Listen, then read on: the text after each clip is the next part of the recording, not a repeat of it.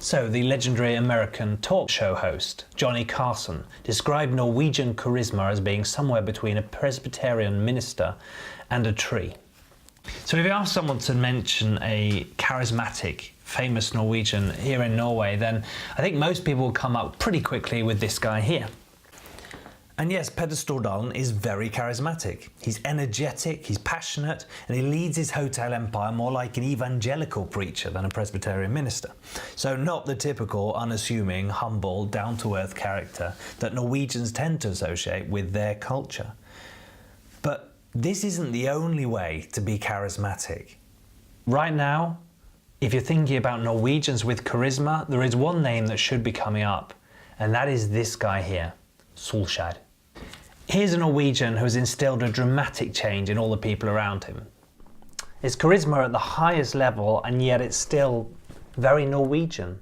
He's humble, unassuming, warm, and yet he's somehow taken Manchester United by storm.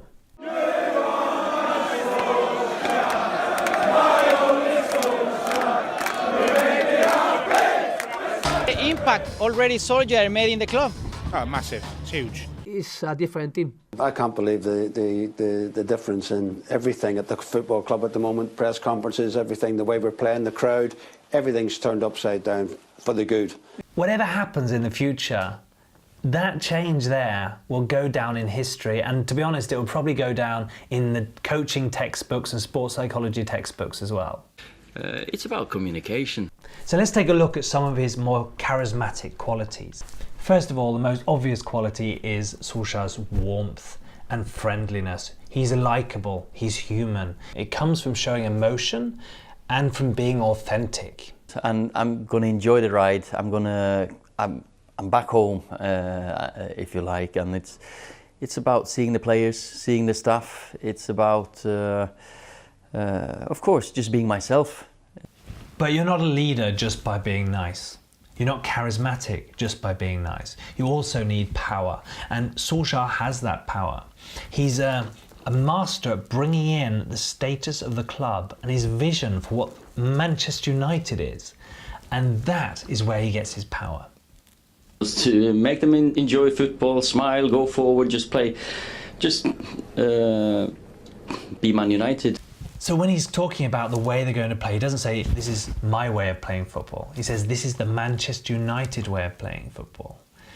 And although many coaches use this kind of way of talking in order to connect with the fans and indeed the players, they say this is the Manchester United way. In Solskjær's case, he also draws on the fact that he was being with the club at his most successful. So he draws on his connection with Sir Alex and his experiences with the club to make that point that I know what Manchester United is, and I'm going to help you, the team, be Manchester United.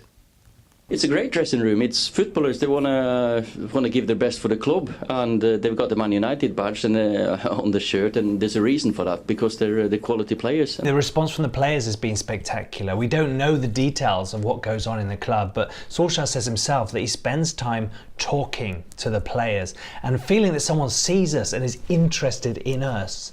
That gives us a huge boost, and that alone will give the connection between Solskjær and the players that will help them to listen to his instructions and be motivated to follow them. So when we think about the way his charisma works, it's about lifting everybody else up.